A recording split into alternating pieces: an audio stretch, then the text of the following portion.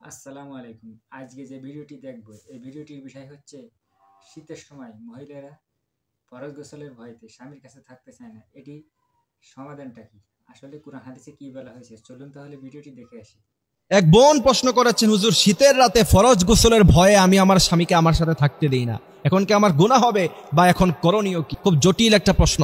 এই প্রশ্নটা সাধারণত কেউ করে না। এক বোন হোয়াটসঅ্যাপে আমাকে এই প্রশ্নটা করেছে যে তিনি বলছেন, তিনি বোঝাতে চেয়েছেন, হুজুর যেহেতু ফরজ নামাজ, ফজরের নামাজ আমাকে পড়তে হয়, আর রাতের বেলা যদি আমরা একসাথে থাকি তাহলে তো আমাকে ফরজ গোসল করতে হবে, আর আমাদের এখানে গরম পানির কোনো ব্যবস্থা নাই, ঠান্ডা পানিতে আমাকে গোসল করতে হয়। এই ভয়ে আমি আমার স্বামীকে থাকতে দেই না আমার সাথে, এই জন্য আমার স্বামী আমার উপর রাগ করে।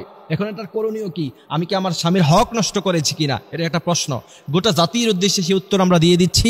আমরা যারা শুনছি অবশ্যই এই আলোচনাটুকু শেয়ার করব। তার কারণ হচ্ছে, ইসলামের ব্যাপারে আপনি একটি বিষয় শেয়ার করবেন, সে যদি আমল করে এর সওয়াব আপনি কিয়ামত পর্যন্ত পেতে থাকবেন। সুবহানাল্লাহি বিহামদিহি সুবহানাল্লাহিল আযীম।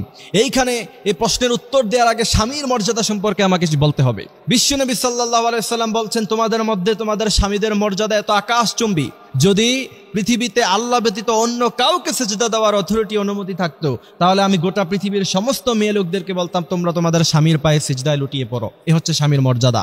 বিশ্বনবী সাল্লাল্লাহু আলাইহি সাল্লাম বলছেন, তোমার স্বামী যদি তোমার উপরে খুশি থাকে, তুমি যখন মৃত্যুবরণ করবা সে যদি তোমার উপরে খুশি থাকে, এতটুকুই তোমার জান্নাতে যাওয়ার জন্য যথেষ্ট।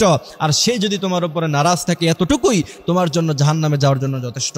এ হচ্ছে স্বামীর মর্যাদা। এবার আসেন যে শীতের রাতে শুধুমাত্র ফরজ গোসলের ভয়ে আপনি যদি আপনার স্বামীকে আপনার সাথে থাকতে না দেন, আপনার গুনাহ হবে কিনা বা করণীয় কি? এই প্রশ্নের জবাব যদি আমি দিতে চাই, তাহলে বিশ্বনবী সাল্লাল্লাহু আলাইহি সাল্লাম থেকে হাদিস এসেছে। বিশ্বনবী বলছেন, কোনো মেয়ে লোকেরা যদি রান্না করা অবস্থায়, সে কিচেন রুমে রান্না করছে, এমত অবস্থায়, এটা খুব সেন্সিটিভ জায়গা, সে যদি সেখান থেকে চলে আসে, আগুন ধরতে পারে, খাবার নষ্ট হয়ে যেতে পারে, খাবার পুরা হয়ে যেতে পারে। এমনও সময় যদি কোনো স্বামী তার স্ত্রীকে তার জরুরত পুরা করার জন্য, তার সাথে থাকার জন্য ডাক দেয়, বিশ্বনবী বলছেন মুহূর্তের মধ্যেই সমস্ত রান্না বান্না অফ করে দিয়ে, বন্ধ করে দিয়ে সাথে সাথে স্বামীর ডাকে সাড়া দাও। এরপরে দ্বিতীয় নাম্বার হাদিস, বিশ্বনবী সাল্লাল্লাহু আলাইহি সাল্লাম বলছেন, কোন স্বামীর তার চাহিদা হলো যে সে তার স্ত্রীর সাথে থাকবে এবং স্ত্রীকে সে আহ্বান করলো, সেই স্ত্রী যদি সেই স্বামীর ডাকে সাড়া না দেয়, বিশ্বনবী বলছেন ফজরের নামাজ পর্যন্ত, যতক্ষণ পর্যন্ত না সকাল হয় ততক্ষণ পর্যন্ত ফেরেশতারা তার উপরে, সেই নারীর উপরে লানত দিতে থাকে। কত বড় কথা!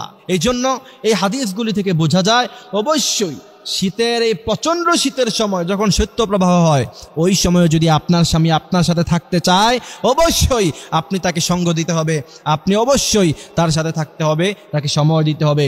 ফরজ গোসলের এই ঠুনকো ভয়ে আপনার স্বামীকে বলবেন হিটারের ব্যবস্থা করতে, প্রয়োজনে গ্যাসের চুলার ব্যবস্থা করবেন, গরম পানির ব্যবস্থা করবেন। সেটা আপনার স্বামী যদি আপনার জন্য না করে, সে গুনাহগার হবে। আপনি তাকে সেই ব্যবস্থা করে দিতে বলবেন, সেও বাধ্য আপনাকে এগুলি ব্যবস্থা করে দেওয়ার জন্য। যদি না করে, আল্লাহর কাছে জবাব দিতে হবে। সুতরাং সাধারণ অজুহাত দিয়ে আপনার স্বামীকে অবশ্যই আপনি এখান থেকে বিরত রাখতে পারেন না, আপনার স্বামীকে আপনি সঙ্গ দিতে হবে। এর চাইতে বড় কোনো কাজ হলো, বিশ্বনবী সাল্লাল্লাহু আলাইহি সাল্লাম বলছেন, ওই সমস্ত নারীরা হচ্ছে খারাপ নারী যারা স্বামীর চাহিদা পূরণ করতে দেয় না। এই জন্য প্রিয় ভাইয়েরা আমার, আল্লাহ পাক আমাদেরকে এই কথাগুলি বোঝার, মানার তৌফিক তিনি দান করুক। আমিন। আসলে ভিডিওটি সম্পূর্ণ দেখলাম।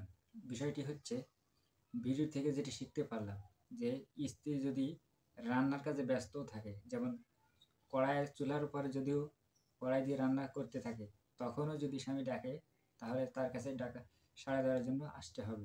এটাই হচ্ছে মূল মাসলা।